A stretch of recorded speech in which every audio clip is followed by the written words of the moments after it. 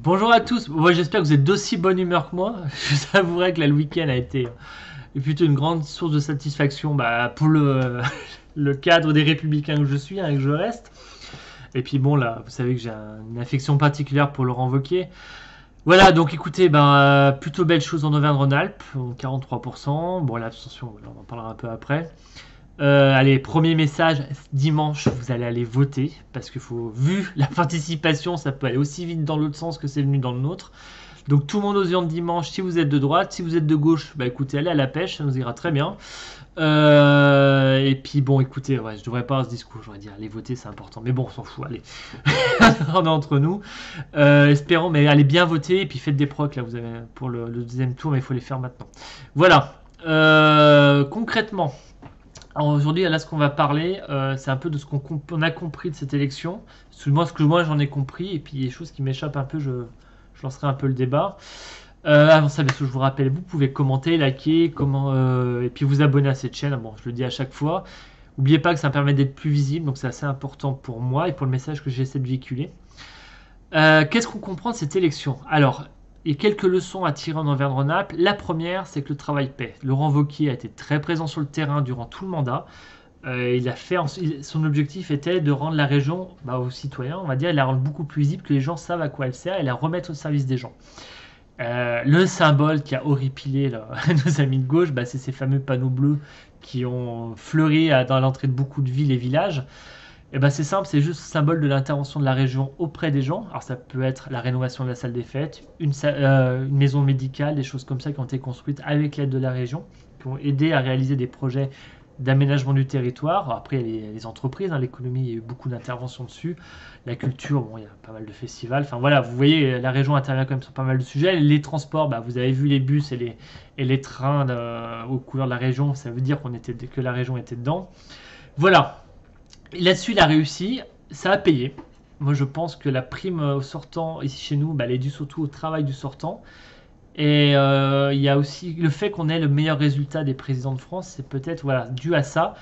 Et que ça apporte un sérieux auprès des gens. Ce qui fait qu'il n'y avait pas vraiment d'alternative qui sortait en disant ah, lui, il a l'air mieux que Laurent Wauquiez. Non, il n'y a pas eu ce phénomène-là, d'où les résultats qu'ont les adversaires de la droite dans cette élection en dehors de la participation, parce que les sondages étaient pareils, hein, voire beaucoup pire pour la gauche, finalement, les écolos faisaient un score inférieur.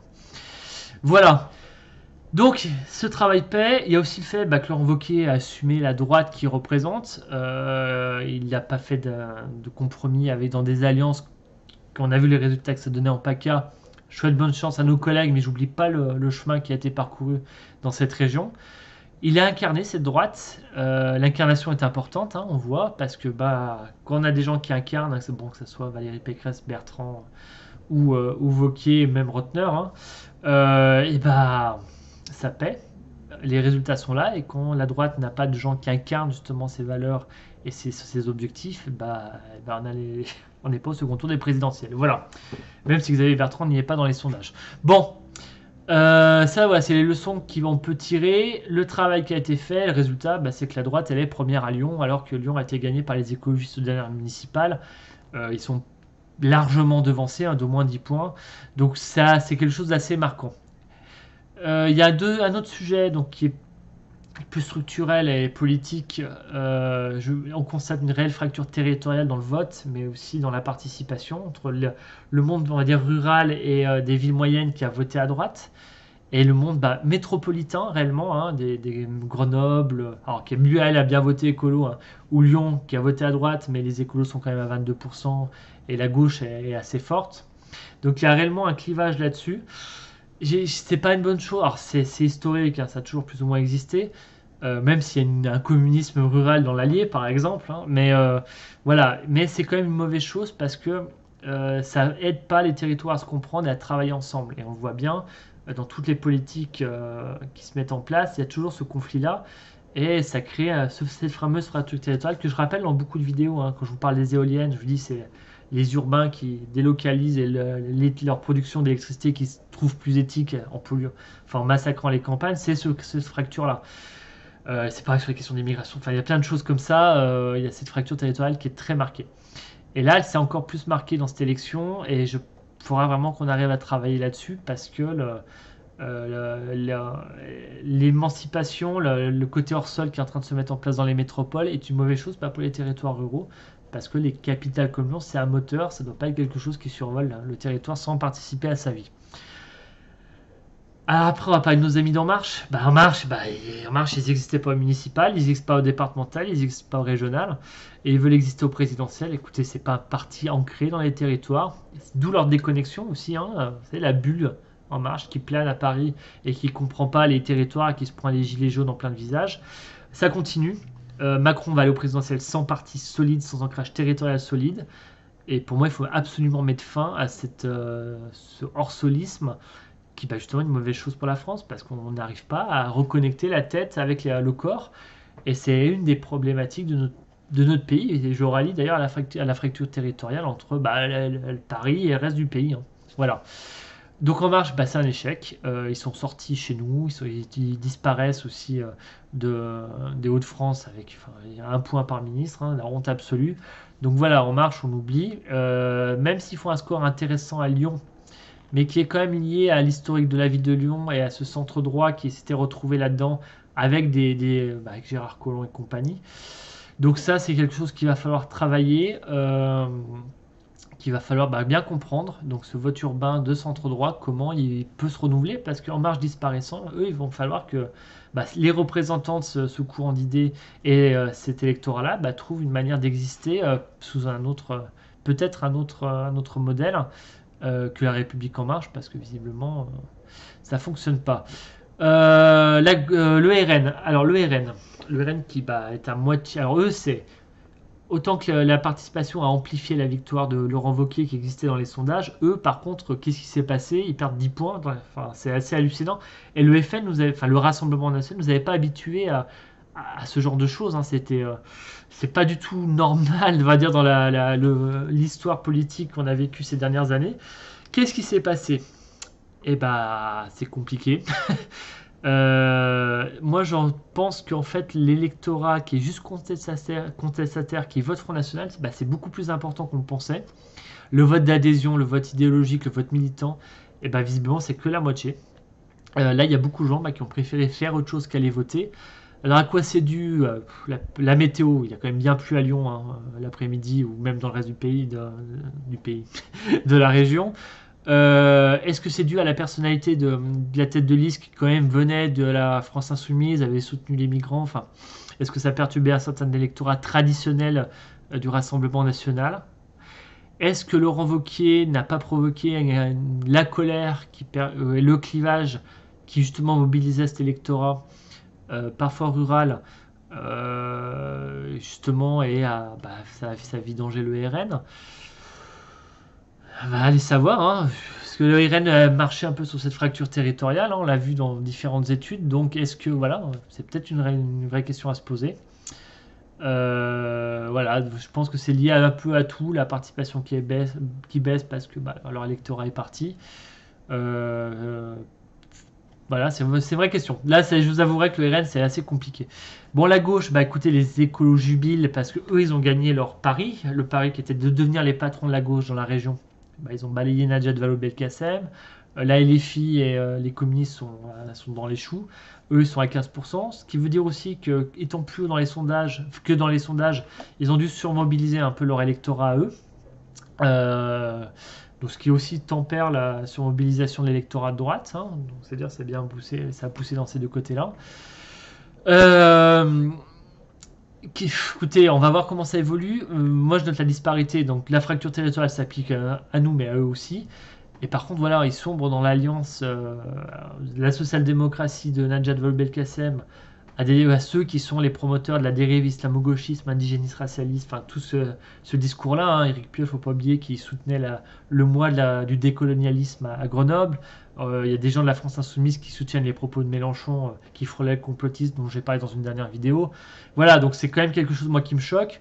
J'aimerais qu'il y ait une gauche républicaine qui s'affirme et qui fasse le travail de juguler cette idéologie qui est néfaste pour notre société, qui est déviante par rapport aux valeurs de la République, clairement. La promotion du racialisme n'est pas une chose qui est tolérable. c'est comme le racisme, hein, je veux dire, nous, c'est pas quelque chose qui est tolérable. Donc la droite a fait un travail vis-à-vis de l'extrême droite, et bah la gauche républicaine doit faire un travail vis-à-vis de l'extrême gauche. Et moi, je condamne plutôt cette alliance qui, pour moi, va contre les intérêts de notre pays. Donc là-dessus, voilà, écoutez, c'est à peu près ce qu'on peut conclure globalement de sûr, plus ou moins sûr, même si vous voyez sur le RN, c'est quand même, je commence un peu à fluctuer, à essayer de comprendre. Et le gros point d'abstention, d'interrogation, c'est qu'est-ce qui s'est passé sur l'abstention. Là, sincèrement, je vais être court parce que j'ai pas trop d'explications. Les gens sont-ils partis à la pêche? Qui a voté? Alors, qui a voté? Eh ben, l'électorat classique, hein, la pyramide des âges, on va dire la répartition par les âges était assez classique par rapport aux élections qu'on a vues dans les années précédentes, avant la crise du Covid, où les plus de 50 ans, durant les municipales, n'étaient pas venus voter, et c'était très jeune, parce que les plus vieux avaient peur d'être tombés malades, donc ne venaient pas. Donc là, on a quelque chose de très différent. Là, on est revenu sur un schéma très classique, au niveau de la... Donc ça, c'était normal. Est-ce que ça a plus voté à droite qu'à gauche? Je pense qu'il y a une mobilisation forte de l'électorat de droite, clairement, mais regardez, les écologistes, finalement, ils sont très hauts dans les par rapport au sondage, donc ça a dû mobiliser aussi. Donc ça, c'est une question à poser aussi, qui a voté? Et puis, pourquoi certains ne sont pas venus voter? C'est compliqué. Alors, il y a toujours le débat éternel, oui, c'est la faute des politiques, des promesses pas tenues, tout ce discours-là. Moi, je pense que, alors, voilà, je vais mettre une supposition qui a certainement fausse, clairement, et va soumettre à débat, mais peut-être qu'il va apporter quelque chose aussi à ce débat. Moi, je pense qu'on a une partie de la population qui a décidé de déléguer son travail de citoyen à d'autres personnes parce que, un, ça les intéresse pas, deux, ils ne comprennent plus, et ils ont plus envie de se fatiguer à essayer de comprendre. La politique, le travail de citoyen, ça nécessite un suivi de la vie politique qui est assez important. Et c'est pas simple la vie politique, parce que même nous, quand on est dedans, des fois, on a du mal à comprendre. Mais pourquoi il y a eu ça? Il faut tout réfléchir, pas discuter avec des copains pour essayer de comprendre pourquoi ils parlent de ça maintenant, pas de ça. Enfin voilà, donc il y a toujours une communication politique qui brouille beaucoup de choses. Les idéologies, bon, pas mal bougé. Et puis il y a les combats de personnes, voilà, donc ça peut lasser, je le comprends. Mais le problème, c'est si vous décrochez, c'est un peu comme Lost, pour ceux qui suivaient cette série, la politique française, si vous décrochez et vous ratez une saison, bah c'est fini. Pour vous raccrocher derrière, c'est compliqué, donc ça nécessite un grand effort. Et si les Français ne s'accrochent que pour les présidentielles, et bah, ils sont soumis à la communication politique et on se retrouve avec un Macron qui nous fait son magnifique discours, c'est notre projet, qui a rien dedans, il n'a pas de fond, mais c'est bien, c'est joli, c'est entraînant et on vote pour lui sans vraiment réfléchir au fond politique derrière. Donc voilà, le problème est peut-être là, c'est le manque de culture politique, la difficulté à raccrocher les débats si on ne les suit pas régulièrement, ce qui fait qu'il y a une partie de la population qui a décroché. On a des décrocheurs de la citoyenneté qui sont plus dedans, qui ne seront plus dedans. Comment les raccrocher, c'est une vraie question, mais c'est une vraie question. Oui, c'est une vraie question, c'est la question, même je serais tenté de dire. Mais il faut qu'il y ait la volonté des deux côtés. Alors, que ce soit la faute des politiques et du débat politique, oui, clairement, parce qu'il y a des choses qui ont brouillé les messages, qui ont dégoûté les gens et compagnie. Mais il y a aussi des gens qui ne font plus l'effort. Vous avez peut-être vu sur... Oui, je regarde CNews, hein, je suis désolé. Vous avez peut-être vu sur CNews cette jeune fille, enfin jeune femme qui nous dit vous êtes allé voter aujourd'hui? Non, j'irai demain. Et ben, je pense que voilà, ça fait une très bonne conclusion. Il y a des décrocheurs de la citoyenneté, il va falloir essayer de les récupérer. Mais pour les récupérer, ça passe par l'éducation politique, ça passe par l'implication et l'information, la vraie information politique. Ça passe par le militantisme. C'est vrai que le militantisme est en train de mourir, hein, pas, ouais, au sens classique du terme. Hein. Il change beaucoup.